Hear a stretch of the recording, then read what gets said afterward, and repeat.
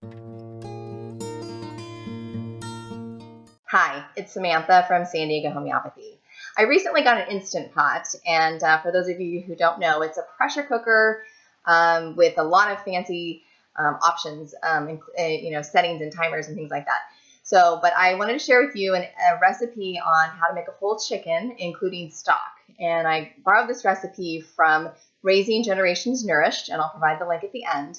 But it was just a great way for me. It was a Saturday morning. I threw a chicken in the Instant Pot, and 25 minutes later, voila, it was done.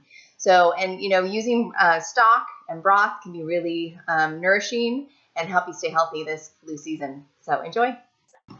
So I started out with some simple ingredients, as you can see: 2 carrots, some stalks of celery, a lot of cloves of garlic, and 1 medium yellow onion. I chopped them all up and added them to the Instant Pot along with 2 cups of water. I placed the trivet in the bottom of the Instant Pot so I could put the chicken on top.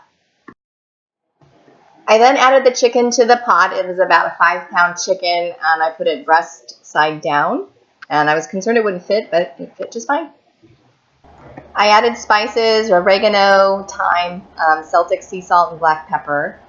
And then I put the lid on and set the timer for 25 minutes on high pressure, and I let it go.